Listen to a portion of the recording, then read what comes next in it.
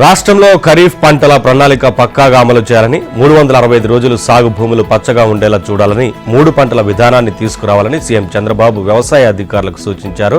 రాష్ట్రంలో ఖరీఫ్ సాగు సన్నద్ధతపై మంగళవారం ఉండవల్లిలోని క్యాంపు కార్యాలయంలో సమీక్ష నిర్వహించారు. ఖరీఫ్ పంటలను తుఫాన్ల నుంచి రక్షించుకునేలా పంట కాలాన్ని ముందుకు జరిపేలా కార్యాచరణ మొదలుపెట్టినట్లు అధికారులు సీఎంకు తెలిపారు. దీనికి అనుగుణంగా ఈ ఏడాది గోదావరి, కృష్ణా డెల్టా ప్రాంతాలకు ముందుగానే సాగునీరు విడుదల చేసినట్లు తెలిపారు. పశ్చిమ గోదావరి, ఏలూరు, కోనసీమ, తూర్పు గోదావరి, కాకినాడ, కృష్ణా జిల్లాలోని భూములకు కాలువల ద్వారా ఇప్పటికీ నీరు విడుదల చేశామన్నారు. జూలై మొదటి వారంలో గుంటూరు, బాపట్ల, ప్రకాశం జిల్లాలకు నీరిచ్చేందుకు ప్రణాళికలు సిద్ధం చేశామని అధికారులు తెలిపారు. అలాగే రాష్ట్రంలో ఖరీఫ్ సీజన్లో వరి, కంది, వేరుశెనగ, పత్తి ప్రధానంగా సాగు చేస్తుండగా వేరుశెనగ, పత్తి సాగు తగ్గుతోందన్నారు. అలాగే కంది సాగు పెరిగి వరి సాగు స్థిరంగా కొనసాగుతుందని వివరించారు. గత 20 ఏళ్లలో రాష్ట్రంలో 14 తుఫాన్లు సంభవించగా అక్టోబర్లో 5, నవంబర్లో 6, డిసెంబర్లో 3 తుఫాన్లు ప్రభావం చూపాయని సీఎం తెలిపారు.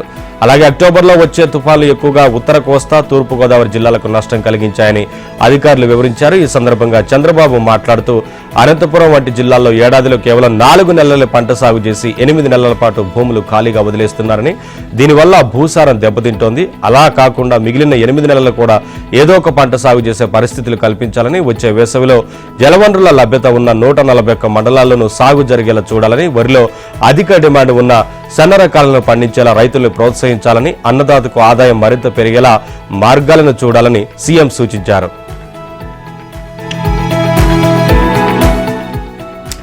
కూటమి ప్రభుత్వ ఏడాది పాలన పూర్తయిన సందర్భాన్ని రాష్ట్ర స్థాయి వేడుకగా నిర్వహించాలని నిర్ణయించారు. ఈ మేరకు ప్రభుత్వం మంగళవారం ఉత్తర్వులు జారీ చేసింది. సుపరిపాలన స్వర్ణాంధ్రప్రదేశ్ పేరుతో నిర్వహించే ఈ వేడుకల్లో సీఎం, డిప్యూటీ సీఎం మంత్రులతో పాటు ఎంపీలు, ఎమ్మెల్యేలు, ఐఏఎస్, ఐపీఎస్ అధికారులు భాగస్వాములు కావాలని అందులో పేర్కొన్నారు. ఈ సందర్భాన్ని పురస్కరించుకొని గురువారం సాయంత్రం 5 గంటలకు అమరావతిలో భారీ బహిరంగ సభ నిర్వహించనున్నారు. దీనికి తగిన ఏర్పాట్లు చేయాలని వివిధ శాఖలను ఆదేశించారు. కాగా కూటమి ఏడాది పాలన పూర్తయిన సందర్భంగా నిర్వహించే కార్యక్రమాల్లో ఎంపీలు, ఎమ్మెల్యేలు పూర్తి స్థాయిలో పాలుపంచుకోవాలని ముఖ్యమంత్రి చంద్రబాబు ఆదేశించారు. టీడీపీ ఎంపీలు, ఎమ్మెల్యేలతో ఆయన మంగళవారం ఉదయం టెలికాన్ఫరెన్స్ నిర్వహించారు. గురువారం అమరావతిలో జరిగే ఎన్డీఏ బహిరంగ సభను విజయవంతం చేయాలని, అందరూ పాల్గొనాలని సూచించారు. అమరావతి మహిళలను దారుణంగా అవమానిస్తూ వేశ్యలుగా సంబోధిస్తూ సాగిన డిబేట్ కు సంబంధించి సాక్షి ఛానల్ యాంకర్ కొమ్మినేని శ్రీనివాసరావుకు మంగళవారం Mangalagiri principal junior civil judge court magistrate remand విధించారు. కోర్టులో జడ్జి అడిగిన ప్రశ్నలకు నిందితుడు కొమ్మినేని శ్రీనివాసరావు నీళ్లు నమిలారు. డిబేట్ లో మీరు యాంకర్ గా ఉన్నప్పుడు ఏ విషయాలు ప్రస్తావించాలి, ఏ అంశాలను అనుమతించాలి, వీటిని ఎక్కడ కట్ చేయాలి అనేది మీ పరిధిలోనే ఉంటుంది కదా. వేశ్యలు, ఎయిడ్స్ వ్యాధిగ్రస్తులు రాజధాని చుట్టూ ఉన్నారని ఇంత దుర్మార్గమైన వ్యాఖ్యలు చేస్తున్నప్పుడు మీరెందుకు వాటిని ఖండించలేదని ప్రశ్నించారు. అంతేగాక హిందూ దేవతలు, ముస్లిం దేవతలు, క్రిస్టియన్ దేవతలు అంటూ నవ్వుతూ వ్యంగ్యంగా మాట్లాడడం కృష్ణంరాజు వ్యాఖ్యలను ప్రోత్సహించినట్లే కదా, అందువల్ల మీరు శిక్షార్హులే, మిమ్మల్ని ఎలా వదిలిపెట్టాలి అని జడ్జి ప్రశ్నించారు. దీంతో ఏం సమాధానం చెప్పాలో అర్థం కాక కొమ్మినేని కొద్దిసేపు నీళ్లు నమిలారు. నేనేమీ మాట్లాడలేదు, నా తప్పేమీ లేదని తప్పించుకునేందుకు ప్రయత్నించారు. అయితే జడ్జి మాత్రం ఆ వ్యాఖ్యలను సీరియస్ గా పరిగణించి ఈ నెల 24 వరకు రిమాండ్ విధించడంతో కొమ్మినేనిని పోలీసులు గుంటూరు జిల్లా జైలుకు తరలించారు. సాక్షి ఛానల్లో ఈ నెల 6న జరిగిన చర్చలో అమరావతి దేవత రాజధాని కాదు, వేశ్యల రాజధాని అంటూ అనలిస్ట్ కృష్ణంరాజు దారుణ వ్యాఖ్యలు చేశారు. రాజధాని మహిళలపై అనుచిత వ్యాఖ్యలు చేసిన వైకాపా నేత సజ్జల రామకృష్ణారెడ్డికి సమన్లు పంపిస్తామని ఏపీ మహిళా కమిషన్ చైర్పర్సన్ రాయపాటి శైలజ తెలిపారు. వ్యక్తిగతంగా హాజరై వివరణ ఇవ్వాలని కమిషన్ స్పష్టం చేసింది. సజ్జల వ్యాఖ్యలను నిరసిస్తూ రాజధాని మహిళలు మంగళగిరిలోని మహిళా కమిషన్ చైర్పర్సన్ ను కలిసి ఫిర్యాదు చేశారు. వైసీపీకి అమరావతి ప్రాంత మహిళలంటే చులకనగా ఉందని రాయపాటి శైలజ ఆవేదన వ్యక్తం చేశారు. గత 5 ఏళ్లు కేసులతో వేధించిన వైకాపా ప్రభుత్వం ఇప్పుడు ఆ పార్టీ నాయకులు మానసిక క్షోభకు గురి చేస్తున్నారని కన్నీటి పర్యంతమయ్యారు. 11 సీట్లకే పరిమితం కావడానికి రాజధాని మహిళలే కారణమని, ఈ విధంగా తమను కించపరిచేలా వ్యాఖ్యానించడం తగదని హితో పలికారు. రాజధాని మహిళల ఫిర్యాదును జాతీయ మహిళా కమిషన్ కు పంపిస్తామని శైలజ తెలిపారు. ఫిర్యాదు అందక ముందే కమిషన్ సుమోటోగా తీసుకుని జాతీయ మహిళా కమిషన్ కు లేఖ రాసిందని పేర్కొన్నారు.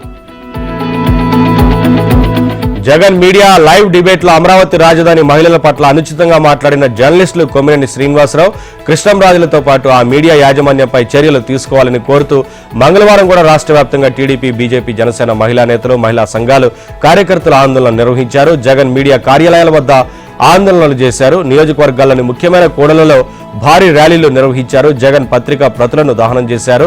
జగన్ మీడియా టీవీ ఛానల్ కు ఆ సంస్థ ప్రతినిధులకు వ్యతిరేకంగా నినాదాలు చేస్తూ ప్లకార్డులు ప్రదర్శించారు. నెల్లూరు జిల్లా కావలి, కందుకూరు, వింజమూరు, కోవూరులలో ర్యాలీలు నిర్వహించారు. కోవూరులో తహసీల్దారు నిర్మలానంద బాబాకు వినతి పత్రం సమర్పించారు. తూర్పుగోదావరి జిల్లా రాజానగరంలోని సాక్షి కార్యాలయం ఎదుట అనపర్తి ఎమ్మెల్యే నల్లమిల్లి రామకృష్ణారెడ్డి ఆధ్వర్యంలో నిరసన ప్రదర్శన చేశారు. సాక్షి నేమ్ బోర్డును మహిళలు పీకేశారు. జగన్ మీడియాను నిషేధించాలని నినాదాలు చేశారు. రాజానగరం ఎమ్మెల్యే బత్తుల బాలరామకృష్ణ ఆందోళనకారులకు మద్దతు తెలిపారు. రాజమహేంద్రవరంలో ఆజాద్ చౌక్ నుంచి దేవి చౌక్ వరకు భారీ ర్యాలీ నిర్వహించారు.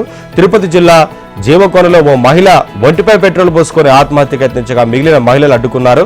జగన్ దిష్టిబొమ్మను తగలబెట్టారు.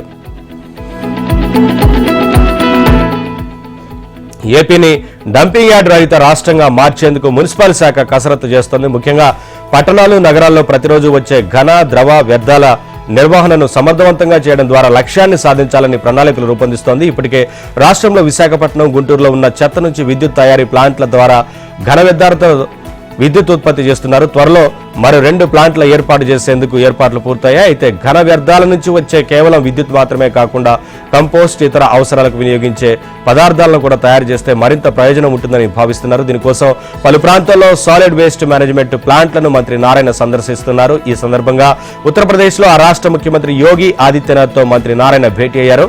రాష్ట్రంలో అమలవుతున్న సాలిడ్ వేస్ట్ మేనేజ్మెంట్ ప్లాంట్లు, వాటి పనితీరు గురించి ఇరువురు చర్చించారు. ఉత్తరప్రదేశ్ రాజధాని లక్నోలో పర్యటించిన మంత్రి నారాయణ బృందానికి municipal corporation mayor Sushma Kharakwal, commissioner Gaurav Kumar ఘన స్వాగతం పలికారు. లక్నో వెళ్లిన మంత్రి బృందంలో Swachh Andhra corporation chairman Pattabhiram, municipal శాఖ డైరెక్టర్ సంపత్ కుమార్ తదితరులు ఉన్నారు. లక్నోలో ప్రతిరోజు ఉత్పత్తి అవుతున్న ఘన వ్యర్థాలను పలు రకాలుగా విభజిస్తూ స్థానిక అవసరాలకు ఉపయోగిస్తున్నారు.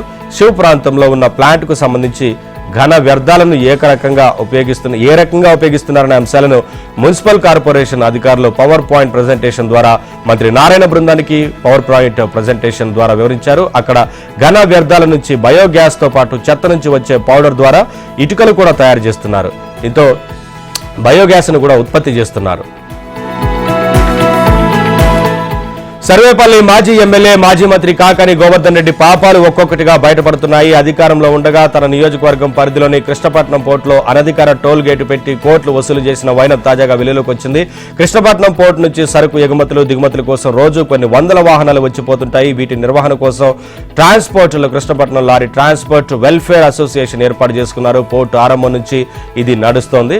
అయితే 2019 వరకు దీనిపై రాజకీయ పతనం లేదు. అసోసియేషన్ సంక్షేమం కోసం నామమాత్రంగా టోల్ ఫీజు వసూలు చేసేవారు. ఆ లెక్కలు పక్కాగా నిర్వహించేవారు. 2019లో వైసీపీ ప్రభుత్వం రావడం, కాకాని సర్వేపల్లి నుంచి ఎమ్మెల్యేగా రెండోసారి గెలవడంతో అక్రమ ఆదాయం కోసం వైసీపీ నేతలు ఈ పోర్టుపై కన్నేశారు. తొలుత లారీ అసోసియేషన్లకు చొరబడ్డారు. పాత పాలకవర్గం నుంచి లాక్కుని అనుబంధంగా కృష్ణపట్నం లాజిస్టిక్స్ అనే కంపెనీ ఏర్పాటు చేశారు. పాత అసోసియేషన్ ను డమ్మీ చేసి మొత్తం రవాణాను చేజెక్కించుకున్నారు. పోర్టు గుండా విదేశాల నుంచి సరుకులు దిగుమతి చేసుకునే కంపెనీలు 60కి పైగా ఉన్నాయి. ఈ కంపెనీలన్నీ పోర్టు లోపలే కార్యాలయాలు ఏర్పాటు చేసుకుని దిగుమతి, ఎగుమతి వ్యవహారాలు చూసుకుంటాయి. కాకాని అనుచరులు వాటిపై పెత్తనం చేయడం మొదలుపెట్టారు.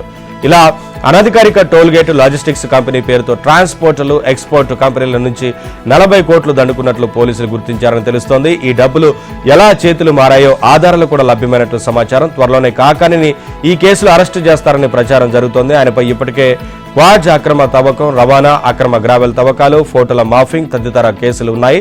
మాజీ మంత్రి కాకానిని మంగళవారం గుంటూరు సిఐడి పోలీసులు కోర్టులో హాజరుపరిచారు. గతంలో ఆయన టీడీపీ నేత సోమిరెడ్డి ఫోటోలు మార్ఫింగ్ చేసి సోషల్ మీడియాలో అసభ్యకరమైన పోస్టులు పెట్టిన కేసుకు సంబంధించి పీటీ వారెంట్పై కోర్టులో హాజరుపరచగా రిమాండ్ విధించడంతో తిరిగి నెల్లూరు జైలుకు తరలించారు. ఎర్రవల్లి ఫామ్ హౌస్ నుంచి హైదరాబాద్ లోని బీఆర్కే భవన్ కు కేసీఆర్ బుధవారం భారీ కాన్వాయ్తో రానున్నారు. ఉదయం 11 గంటలకు కాళేశ్వరం కమిషన్ ఎదుట హాజరవనున్నారు. మంగళవారం ఆయన ఫామ్ హౌస్ లో మరోసారి హరీష్ తో భేటీ అయ్యారు. ఇద్దరి మధ్య సుదీర్ఘ చర్చ జరిగింది. కాళేశ్వరం కమిషన్ కి ఇచ్చేందుకు ఇప్పటికే నివేదికను సిద్ధం చేసిన కేసీఆర్ హరీష్ ను అడిగిన ప్రశ్నల ఆధారంగా మరో నివేదికను కూడా రూపొందించుకున్నట్లు తెలిసింది. అలాగే కమిషన్ అవకాశం ఇస్తే కాళేశ్వరం ప్రాజెక్టుపై పవర్ పాయింట్ ప్రజెంటేషన్ కూడా ఇచ్చే యోచనలో ఉన్నట్లు తెలుస్తోంది. కాగా విచారణకు వెళ్లే సమయంలో కేసీఆర్ కు మద్దతుగా బీఆర్ఎస్ శ్రేణులు భారీ సంఖ్యలో వచ్చేందుకు ఏర్పాట్లు చేసినట్లు సమాచారం. మరోవైపు విచారణ పూర్తి కాగానే తెలంగాణ భవన్లో కేసీఆర్ విలేకరుల సమావేశాన్ని ఏర్పాటు చేసే అవకాశం ఉందని పార్టీ నేత ఒకరు తెలిపారు. తెలంగాణ రాష్ట్ర మంత్రివర్గంలోని మంత్రుల శాఖల్లో భారీ మార్పులు చోటు చేసుకునే అవకాశాలు కనిపిస్తున్నాయి. కొత్తగా బాధ్యతలు చేపట్టిన 3 మంత్రులకు శాఖల కేటాయింపుతో పాటు ప్రస్తుతం ఉన్న మంత్రుల శాఖలను మార్చే దిశగా కాంగ్రెస్ అధిష్టానం కసరత్తు చేస్తోంది. సీఎం రేవంత్ రెడ్డి 2 రోజులుగా ఢిల్లీలో ఇదే అంశంపై అధిష్టానం పెద్దలతో విస్తృత చర్చలు జరుపుతున్నారు. సోమవారం ఢిల్లీకి వచ్చిన రేవంత్ ఏఐసీసీ ప్రధాన కార్యదర్శి కేసీ వేణుగోపాల్తో గంటకు పైగా చర్చించారు. తిరిగి మంగళవారం పార్టీ అగ్రనేతలు రాహుల్ గాంధీ, మల్లికార్జున ఖర్గే, కేసీ వేణుగోపాల్తో 2.5 గంటల పాటు భేటీ అయ్యారు. ఇందిరా భవన్ లో జరిగిన ఈ సమావేశంలో ప్రధానంగా మంత్రుల శాఖల మార్పుపైన చర్చించినట్లు కాంగ్రెస్ పార్టీ వర్గాల ద్వారా తెలిసింది. సీఎం రేవంత్ తో కలిపి మంత్రివర్గంలో ఇప్పటికే 12 మంది ఉండగా కొత్తగా మరో 3కి అవకాశం కల్పించిన విషయం తెలిసిందే. దీంతో కొత్త మంత్రులకు ఏ శాఖలు కేటాయించాలనే అంశంపై నిర్ణయించేందుకు గాను ప్రస్తుతం ఎవరెవరి వద్ద ఏ మంత్రిత్వ శాఖలు ఉన్నాయనే దానిపై చర్చించినట్లు తెలిసింది. ఇందులో కీలక శాఖలు నిర్వహిస్తున్న మంత్రులెవరు, వారి పనితీరు ఎలా ఉంది అనే విషయాలపై రేవంత్ రెడ్డిని రాహుల్ గాంధీ ప్రత్యేకంగా అడిగి తెలుసుకున్నట్లు పార్టీ వర్గాలు పేర్కొన్నాయి.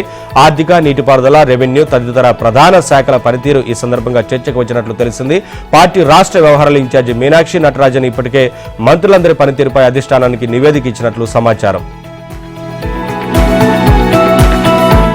ఫోన్ ట్యాపింగ్ కేసులో ప్రధాన నిందితుడు ఎస్ఐబి మాజీ చీఫ్ ప్రభాకర్ రావు బుధవారం సిట్ విచారణకు హాజరు కానున్నారు. 2023 అసెంబ్లీ ఎన్నికలు, అంతకుముందు జరిగిన ఉప ఎన్నికల సమయంలో ఆయన వాడిన అధికారిక, అనధికారిక సెల్ ఫోన్లను తమకు అప్పగించాలని సిట్ అధికారులు ఆదేశించారు.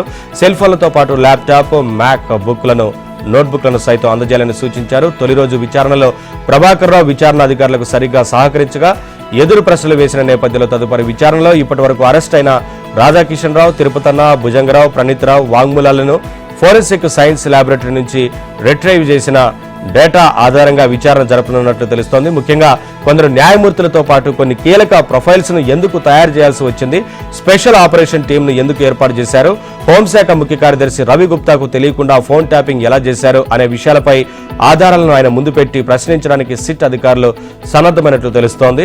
ప్రభాకర్ రావు మంగళవారం నాంపల్లి కోర్టుకు హాజరయ్యారు. ప్రభాకర్ రావు అమెరికాలో ఉన్న సమయంలో ఆయన్ను ప్రకటిత నేరస్తుడిగా ప్రకటించాలంటూ సిట్ అధికారులు నాంపల్లి కోర్టును ఆశ్రయించారు. ఈ పిటిషన్పై విచారణ జరిపిన నాంపల్లి కోర్టు న్యాయమూర్తి ఈ నెల 20 లోపు ప్రభాకర్ రావు కోర్టులో హాజరు కావాలని ఆదేశించారు. అయితే సంబంధిత న్యాయమూర్తి సెలవులో ఉండటంతో ప్రభాకర్ రావు వెనుదిరిగారు.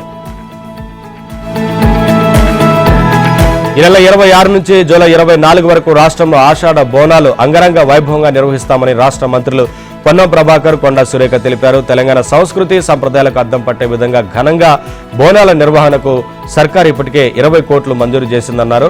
ఆషాఢ బోనాల ఉత్సవ ఏర్పాట్లపై మంగళవారం మర్రి చెన్నారెడ్డి మానవ వనరుల అభివృద్ధి కేంద్రంలో జరిగిన సమీక్షలో వివిధ శాఖల ఉన్నతాధికారులకు దిశానిర్దేశం చేశారు. బోనాల ఉత్సవాల్లో పాల్గొనే భక్తులకు ఎలాంటి ఇబ్బందులు లేకుండా అన్ని ప్రభుత్వ విభాగాలు సమన్వయంతో పనిచేయాలని అధికారులను ఆదేశించారు. బోనాల సందర్భంగా 28 ప్రధాన దేవాలయాలకు రాష్ట్ర ప్రభుత్వం పట్టు వస్త్రాలు సమర్పిస్తుందని తెలిపారు. ఢిల్లీతో పాటు విజయవాడలోనూ ఆషాఢ బోనాలు జరుగుతాయని, శ్రీశైల భ్రమరాంబిక దేవాలయంలోనూ బోనాల నిర్వహణకు ఏర్పాట్లు చేయాలని అధికారులను ఆదేశించారు. 700 మంది కళాకారులతో సాంస్కృతిక కార్యక్రమాలు, ప్రదర్శనలు నిర్వహిస్తామని తెలిపారు. భక్తుల సౌకర్యార్థం తాగునీటి వసతి, బారికేడ్లు, ప్రత్యేక ఆర్టీసీ బస్సు సర్వీసులను ఏర్పాటు చేయడంతో పాటు వైద్య శిబిరాలను నిర్వహించాలన్నారు. శాంతి భద్రతల సమస్య తలెత్తకుండా అన్ని శాఖలతో పోలీసులు సమన్వయం చేసుకోవాలని మంత్రులు సూచించారు. నంద్యాల జిల్లాలోని ఓ మారుమూల గ్రామానికి ఇచ్చిన మాటను ఉప ముఖ్యమంత్రి కొనిదెల పవన్ కళ్యాణ్ నిలబెట్టుకున్నారు. తన ఇంటి పేరుతో ఉన్న ఆ గ్రామానికి 50 లక్షల చెక్కు అందజేశారు. భవిష్యత్తులో మరింత అండగా ఉంటానని ప్రకటించారు.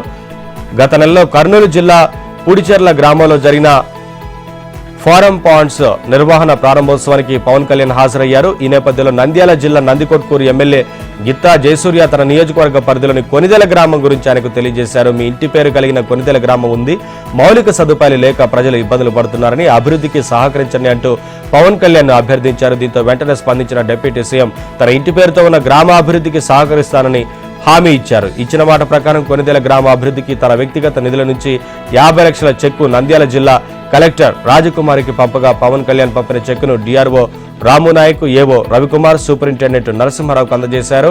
పవన్ కళ్యాణ్ తమ గ్రామంపై చూపిన ఆదరాభిమానాలకు కొనిదెల గ్రామ ప్రజలు సంతోషాన్ని వ్యక్తం చేస్తున్నారు. తన సొంత నిధులను మంజూరు చేయడంపై డిప్యూటీ సీఎం పవన్ కళ్యాణ్ కు Nandyal parliament TDP incharge Mandra Shivananda Reddy ప్రత్యేక ధన్యవాదాలు తెలియజేశారు. అమరావతి మహిళలపై సాక్షి మీడియా అసత్య ప్రచారాలకు నిరసనగా రాజమండ్రి రూరల్ ఎమ్మెల్యే గోరంట్ల బుచ్చే చౌదరి ఆధ్వర్యంలో కూటమి పార్టీల మహిళలు నిరసన చేపట్టారు. బొమ్మూరు ఎన్టీఆర్ విగ్రహం నుంచి బాలాజీపేట జంక్షన్ వరకు భారీ ర్యాలీ నిర్వహించారు.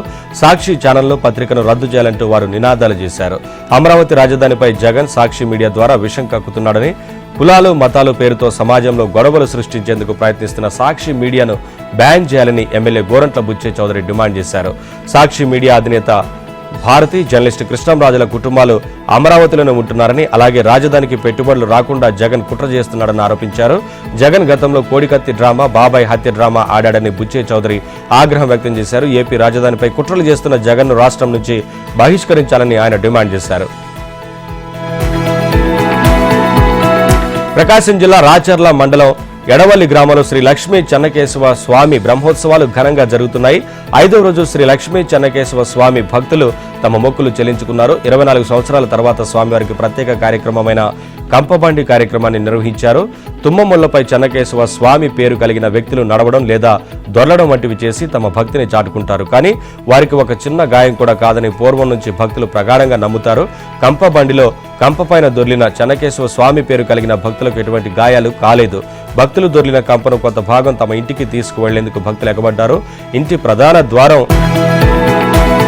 ఇటీవల హైదరాబాద్ రాజేంద్రనగర్ లో జరిగిన వృద్ధ దంపతుల హత్య కేసును పోలీసులు ఛేదించారు. గతంలో వారి వద్ద పనిచేసిన డ్రైవర్ స్నేహితుడే ఈ ఘాతుకానికి పాల్పడినట్లు పోలీసులు వెల్లడించారు. నిందితులను మెదక్లో అదుపులోకి తీసుకుని అరెస్టు చేసినట్లు తెలిపారు. గతంలో వృద్ధ దంపతులు హైదరాబాద్ రెడ్ హిల్స్ లో నివసిస్తూ రాజేంద్రనగర్ కు మారారు. బురకా ధరించి నకిలీ ఐడి ప్రూఫ్ చూపించి వీరి ఇంట్లోకి వెళ్లి భార్యాభర్తలను అతి దారుణంగా హత్య చేసినట్లు పోలీసుల దర్యాప్తులు తేలినట్లు తెలిపారు. ఈ హత్య కేసును సీరియస్ గా తీసుకున్న పోలీసులు 6 బృందాలుగా ఏర్పడి కేసును ఛేదించారు. చనిపోయిన వృద్ధుడికి చెందిన ఇంటి నిర్మాణ సమయంలో డ్రైవర్ పై తరచూ విసుక్కోవడంతో అది మనసులో పెట్టుకుని చంపాలని నిర్ణయించుకున్నాడని, అతనికి మరో స్నేహితుడు తోడై ఈ ఘోరానికి పాల్పడ్డారని పోలీసులు తెలిపారు. ఆ సమయంలో సీసీ ఫుటేజ్ ని మాయం చేయాలని చూశారని, అయితే అది సాధ్యం కాలేదని తెలిపారు. నిందితులు A1 గతంలో ఆన్లైన్ గేమ్ లో డబ్బులు పెట్టి నష్టపోయినట్లు కూడా పోలీసులు గుర్తించారు. ఈ కేసులో సీసీ ఫుటేజ్ ఆధారంగా నిందితులను గుర్తించి అరెస్టు చేసినట్లు వెల్లడించారు. కర్నూలు జిల్లా కోడుమూరు వ్యవసాయ కార్యాలయంలో రైతులకు రాయితీపై వేరుశనగ విత్తనాలను ఎమ్మెల్యే దస్తగిరి పంపిణీ చేశారు. కోడుమూరు నియోజకవర్గ రైతులకు 22.29 లక్షల రూపాయలను అన్నదాత సుఖీభావ కింద ప్రభుత్వం మంజూరు చేసిందన్నారు. రైతులకు సబ్సిడీ కింద కంది, మొక్కజొన్న, వేరుశనగ 40%తో రైతులకు అందిస్తున్నామన్నారు. రైతులకు వరి, పత్తి, మొక్కజొన్నకి మద్దతు ధర ప్రభుత్వం చెల్లిస్తుందని ఎమ్మెల్యే తెలిపారు. సీఎం చంద్రబాబు రైతులు వ్యవసాయంపై ప్రత్యేక దృష్టి పెట్టారని, అన్నదాతను తమ ప్రభుత్వం అన్ని విధాలుగా ఆదుకుంటుందని ఎమ్మెల్యే దస్తగిరి వివరించారు. అమరావతి మహిళలపై అనుచిత వ్యాఖ్యలకు నిరసనగా మహిళల ఆధ్వర్యంలో నిరసన ర్యాలీ నిర్వహించారు. అమరావతి రాజధాని ప్రాంత మహిళల పట్ల సాక్షి ఛానల్లో వేసిన వ్యాఖ్యలను వారు ఖండించారు. స్థానిక మహిళా సంఘాలు, యువజన సంఘాలు మరియు సామాజిక కార్యకర్తలు కలిపి భారీ ర్యాలీ నిర్వహించారు. Rally NRT centre నందలి Rythu Bazar వద్ద ప్రారంభమై గడియార స్తంభం వరకు కొనసాగింది. ర్యాలీలో పాల్గొన్నవారు ప్లకార్డులు పట్టుకుని మహిళలపై దుర్మార్గపు వ్యాఖ్యలు తక్షణం ఆపాలని, సమాజం మహిళలను గౌరవించాలి అనే నినాదాలు చేస్తూ ర్యాలీ చేశారు. మహిళల గౌరవానికి భంగం కలిగించే వ్యాఖ్యలు క్షమార్హం కాదని, ఇటువంటి వ్యాఖ్యలను చేసేవారిని చూస్తూ సహించేది లేదని స్పష్టం చేశారు. మహిళలపై అవమానకర వ్యాఖ్యలు చేయడం కేవలం ఒక వ్యక్తిని మాత్రమే కాక మొత్తం సమాజాన్ని తక్కువగా చూపే చర్య అని పేర్కొన్నారు. ఈ దుర్మార్గపు వ్యాఖ్యలు చేసిన వారి పట్ల రాష్ట్ర ప్రభుత్వం, పోలీసు వ్యవస్థ తగిన చర్యలు తీసుకోవాలని డిమాండ్ చేశారు. చిలకలూరుపేట నియోజకవర్గ తెలుగుదేశం పార్టీ మహిళా ప్రధాన కార్యదర్శి పోపూరి లక్ష్మి మాట్లాడుతూ మహిళలను కించపరుస్తూ వ్యాఖ్యలు చేసిన వారిని సమర్థించిన ఛానల్ నిర్వాహకులు భారతిరెడ్డిపై తక్షణమే చర్యలు తీసుకోవాలని డిమాండ్ చేశారు. భారతిరెడ్డిపై అనుచిత వ్యాఖ్యలు చేసిన కిరణ్ అనే తెలుగుదేశం పార్టీ సానుభూతి పరుడిపై నిమిషాలలో చర్యలు తీసుకున్న ముఖ్యమంత్రి చంద్రబాబును చూసి సాక్షి యాజమాన్యం సిగ్గు తెచ్చుకోవాలని, మహిళలపై అసభ్యకరమైన వ్యాఖ్యలు చేసిన వారిని ఇంకా కాపాడుతున్న సాక్షి యాజమాన్యం భారతిరెడ్డి ఒక్కసారి వారు చేస్తున్న చర్యలపై పునరాలోచించుకోవాలని తెలిపారు. ఉపరితల ఆవర్తనలు, ఉపరితల ద్రోణులు, షీర్ జోన్ల ప్రభావాలతో బంగాళాఖాతం, అరేబియా సముద్రం నుంచి దక్షిణ భారతదేశంపైకి భారీగా తేమగాలులు వీస్తున్నాయి. దీంతో మంగళవారం కోస్తా, రాయలసీమలో పలుచోట్ల వర్షాలు కురిశాయి. బుధ, గురువారాల్లో రాయలసీమలో ఎక్కువ చోట్ల, కోస్తాలో అనేక చోట్ల ఈదురుగాలులతో వర్షాలు, అక్కడక్కడ భారీ వర్షాలు పడతాయని వాతావరణ శాఖ తెలిపింది. దక్షిణ భారతంలో వర్షాలు పెరుగుతుండడం, హిందూ మహాసముద్రం నుంచి తేమగాలులు వస్తుండటంతో ఈ నెల 14 నుంచి నైరుతి రుతుపవనాల్లో కదలిక వస్తుందని, మధ్య తూర్పు భారతంలో పలు ప్రాంతాలకు విస్తరించనున్నాయని వాతావరణ శాఖ వెల్లడించింది.